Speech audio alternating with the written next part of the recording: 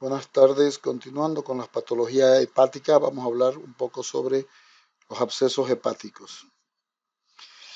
Pueden ser primitivos, provocados por un traumatismo que determinó la invasión del parénquima hepático por los gérmenes o que es mucho más frecuente secundario a otros procesos morbosos. En los abscesos hepáticos secundarios, la supuración depende de haberse propagado los gérmenes por vía sanguínea o linfática, por lo tanto es una especie de metástasis. Se considera una forma intermedia entre la primitiva y la secundaria los abscesos hepáticos provocados por la invasión de procesos ulcerosos desarrollados en órganos adyacentes, la vesícula biliar o conductos biliares.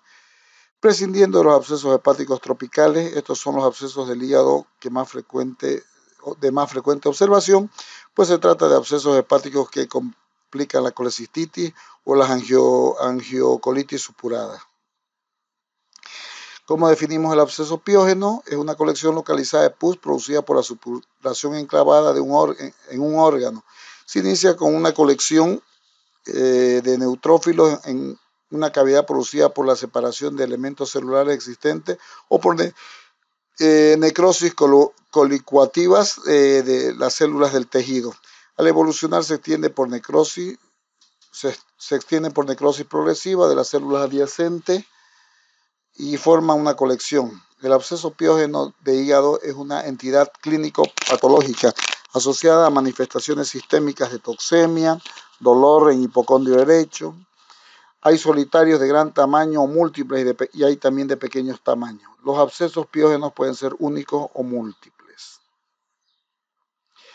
Y generalmente los abscesos constituyen el último episodio casi siempre letal de infecciones de origen intestinal o biliar. A menudo es una pilifelebitis o trombosis séptica de la vena porta, el origen de esta supuración hepática. La puerta de entrada es una lesión intestinal, apendicitis, cáncer ulcerado de colon, trombosis hemorroidal. Un ejemplo es el hígado supurado apendicular.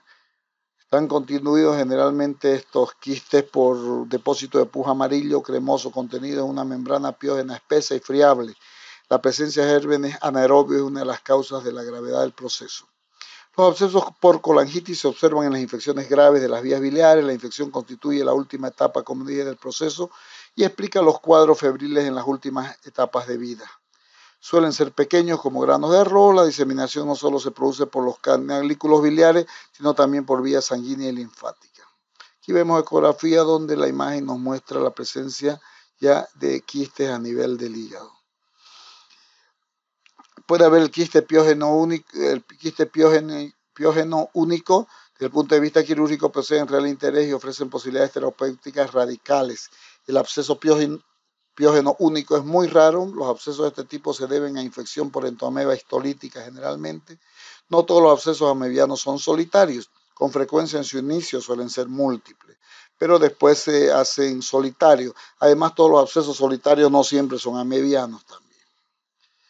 Dentro de la epidemiología, como digo, los abscesos amebianos del hígado, los abscesos no amebianos del hígado son relativamente raros si se tiene en cuenta la elevada frecuencia de las infecciones abdominales que se presentan, potencialmente capaces de infectar al hígado, pero generalmente no se produce la infección del hígado, debido a la facultad que está dotado el hígado ya de protegerse de los agentes infecciosos, ya. ¿Y de qué depende? Diferentes factores intrahepáticos, entre los que incluye abundante riego sanguíneo del hígado, el movimiento libre de sangre dentro de la red sinusoidal, la localización de la infección por las células reticoendoteliales fagocitarias que localizan la infección, la elaboración de sustancias relacionadas con la inmunidad, la incidencia es difícil de determinar según algunos estudios corresponden al 0,29 a 1,47 de las autopsias que pueden presentar abscesos hepáticos. Se observó un incremento en la aparición de abscesos solitarios en los últimos 25 años con un descenso de la presencia de abscesos múltiples y pequeños, tal vez esto debido al uso de los antibióticos precozmente ya en el tratamiento efectivo de las infecciones intraabdominales ya extrahepáticas. La edad promedio 58 años de edad, la relación en cuanto a la población masculina sobre la femenina es de 2,4 a 1. Dentro de la forma de etiología, todas las lesiones infecciosas que puedan existir en la vía biliar, por vía portal, por la arteria hepática, por las venas suprahepáticas, por continuidad de órganos vecinos, por trauma penetrante, enfermedades infecciosas, abscesos del hígado primitivo y idiopático son causas que pueden llegarnos a producir estos abscesos hepáticos. Dentro de la bacteriología es muy importante, los organismos más comunes son Escherichia coli, Klebsiella y enterococos. Los anaerobios más frecuentes son bacteroides y Streptococcus anaeróbicos, así como el Fusobacterium, ya. Las especies de streptocócicas, los anaerobios y microaerófilos se encuentran en un 25 a un 30% de los cultivos. En presencia de colonias aisladas de Escherichia coli o Klebsiella pneumoniae se debe sospechar de origen biliar, mientras la presencia de anaerobios dentro del quiste sugiere que el punto de partida fue el colon. Una observación interesante es la aparición más frecuente de abscesos estafilocócicos en varones jóvenes. Se encontró una concomitancia de 53 a 65% entre la diabetes y abscesos ocasionados por Klebsiella pneumoniae. En un 64% de los casos los cultivos son polimicrobianos y los gérmenes que más comúnmente se hallan, ya los dijimos, son Escherichia coli, Klebsiella pneumoniae, Streptococcus, el estafilococo. Y dentro de los anaerobios más común los bacteroides frágiles. Ya. Dentro de la clínica, cuadro clínico se va a caracterizar porque el paciente puede presentar fiebre, escalofríos, decaimiento general, que se prolonga por un espacio de 15-20 días, padece los síntomas ya hepáticos propiamente dicho, los enfermos están emaciados, febriles, con un tinte pálido, casi desde el comienzo. A veces las conjuntivas presentan un tinte subictérico, pero la ictericia franca es de piel y mucosas es rara. Las manifestaciones consisten en dolor sordo en la base de mi tórax derecho, en el epigastrio, a veces en la región lumbar. Raramente el dolor es agudo al comienzo. El dolor se acentúa con los movimientos respiratorios. El hígado está invariablemente aumentado de volumen, su borde inferior sobrepasa el reborde costal, la deformación local del hipocondrio y del epigastrio, ingurgitación venosa regional, edema local a nivel de la piel, son signos que el absceso ha llegado a la cara lateral del órgano. Y aquí vemos un ejemplo donde podemos ver un aumento de volumen de la zona. Aquí imágenes de diversos quistes de hígado, ya abscesos hepáticos, ya una imagen de un absceso hepático. Dentro laboratorialmente, pues los glóbulos es variable e inespecífico, puede haber glóbulos rojos, glóbulos blancos que pueden oscilar entre 10.000 y 60.000, con una franca desviación a la izquierda. Puede haber anemia, aumento de la eritrosedimentación, descenso del tiempo de protrombina, de la albúmina y el colesterol, aumento de fosfatasa alcalina, elevación de las bilirrubinas y transaminasas. Dentro del método de diagnóstico, pues los estudios radiológicos, la ecografía, la tomografía son de mucha ayuda, resonancia nuclear magnética, algunos radioisótopos y la laparoscopía nos ayudan a poder hacer un diagnóstico de este tipo de lesiones. Aquí tenemos una gamografía hepática que muy poco la utilizamos. Aquí tomografía donde vemos abscesos de hígado, igualmente aquí. Ya dentro del diagnóstico diferencial tenemos que hacer el diagnóstico microbiano con abscesos amebianos, abscesos subdiafragmático derecho, enfermedades de la vesícula y conductos biliares y con una neumonía basal también. Dentro de los tratamientos, pues las antibioterapias se tienen que utilizar antibióticos de amplio espectro, ya como cefalosporinas, como aminoglucósidos, como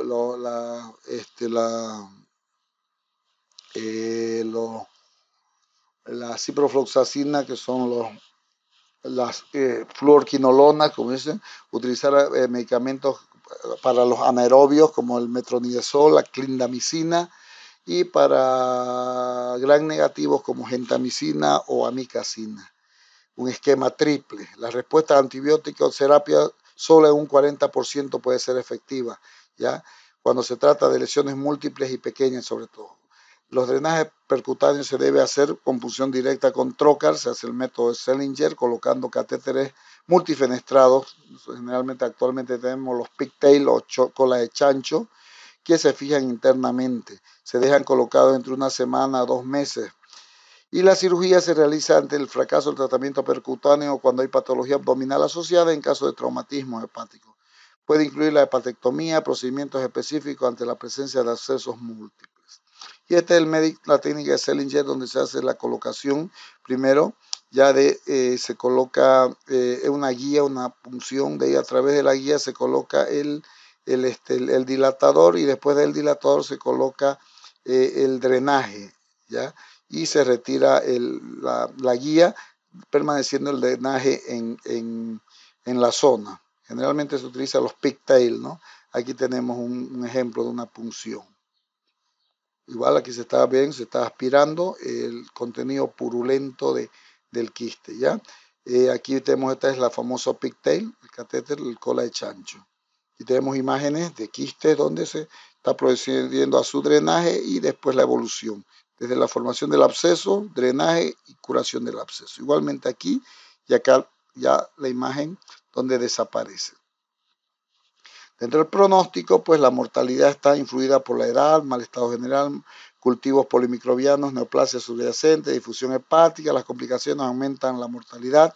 100% de mortalidad en aquellos abscesos múltiples no tratados, que se reduce a un 10% en los únicos no tratados también, solamente con antibióticos. ¿Ya?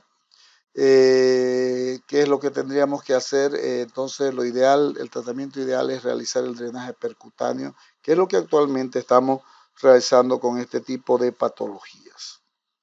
Y en caso de los abscesos amebianos, pues tenemos un absceso tropical llamado también, porque se presenta solamente en zonas donde abundan este tipo de parásitos. Hepatitis supurada también se llama, de países cálidos. Es una necrosis del tejido hepático producida por la entoameba histolítica, y que desde el intestino llega a la glándula por la vena mesentérica y la porta. El contenido del absceso es el producto de la licuefacción del tejido necrótico por la acción de la ameba. El absceso es, en la mayoría de los casos, un absceso único. Dentro de la epidemiología, menos del 1% de los pacientes con amebiasis intestinal desarrollan absceso hepático. Más frecuente en varones, y en cuanto a la edad son las décadas, son las décadas medias de la vida donde más se presenta. El compromiso hepático ocurre por la migración de los trofosoditos de entoameba histolítica desde el intestino al hígado por vía portal. La localización más frecuente, el lóbulo derecho, un 90%. Por lo general el absceso es único, pero no es raro que se puedan producir abscesos múltiples. La biopsia hepática describe la inflamación periportal inespecífica y ausencia de amebas dentro de las zonas de inflamación. Los hechos patológicos más importantes son la hepatomegalia, con una lesión focal que consiste en una cavidad abscesada, ya que puede ocupar la totalidad del lóbulo derecho, con un material en su interior que es de color café, inodoro y espeso, ya, a diferencia de los quistes de los abscesos piógenos, que es purulento el contenido. Aquí un color café oscuro, ya no tiene olor, como dije, ya, y se describe con aspecto de pasta de anchoa, que corresponde al tejido hepático necrosado con sangre. Por lo general, las amebas se encuentran por fuera de la lesión necrótica y microscópicamente puede ser vistas limitadas a la pared externa del absceso. O sea, las amebas están colocadas, no vamos a encontrar dentro del absceso las amebas, sino alrededor del absceso. En forma ocasional, el absceso a mediano se infecta secundariamente con bacterias, por lo que su contenido puede llegar a ser un poco más fluido, de color amarillo o verde, con presencia de leucocitos, polimorfonucleares y bacterias en su interior.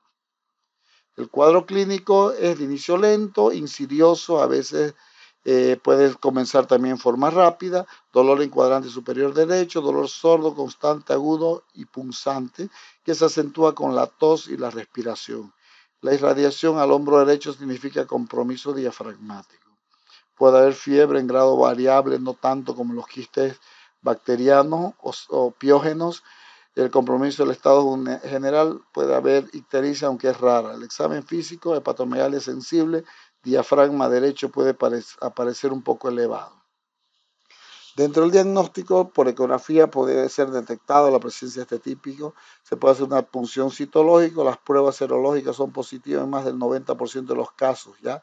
HI, ELISA, PCR, la reacción de polimerasa en cadena, que es un método muy sensible y seguro, ya, para detectar el ADN de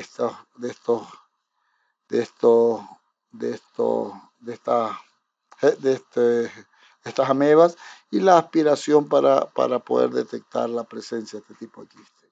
Y ahí vemos una imagen de un absceso amebiano, aquí también, que vemos varias localizaciones, un absceso amebiano bastante grande, igualmente. Muchas veces, como digo, resulta muy difícil hacer un diagnóstico diferencial, se requiere mucha experiencia para poder detectar y poder hacer diagnóstico diferencial entre abscesos amebianos, poliógenos, quistes hepáticos. Por eso es muy importante cuando se tiene alguna imagen de este tipo, pedir un informe del médico radiólogo especialista del estudio tomográfico que nos orienten un poco. Un absceso amebiano, como ven, que está calcificado en todo su contorno. Dentro del pronóstico, los factores de riesgo de mortalidad son el volumen de la cavidad del absceso, la hipoalbuminemia, hiperbilirrubinemia, encefalopatía que se puedan presentar. El tratamiento consiste en el uso de antibiótico-terapia como el metronidazol en dosis de 500 miligramos 3 veces al día, ya mejoría en un 80% entre las 24 y 48 horas. El drenaje percutáneo para producir un drenaje rápido de este tipo. La cirugía para las complicaciones que se puedan presentar como la perforación al colon o el peritoneo. Aquí vemos en la imagen de un quiste que ya se ha drenado y se ha producido, ha ido colapsando este quiste. Como digo, el tratamiento podemos utilizar metronidazol, 500 miligramos cada 8 horas por 10 días, el cenidazol, 500 miligramos cada 8 horas por 5 días, tinidazol, 800 miligramos cada 12 horas o 600 miligramos cada 8 horas por 5 días. Se puede utilizar también la cloroquina, ya 300 miligramos cada 6 horas por 14 a 21 días. Y eso es todo. Muchas gracias.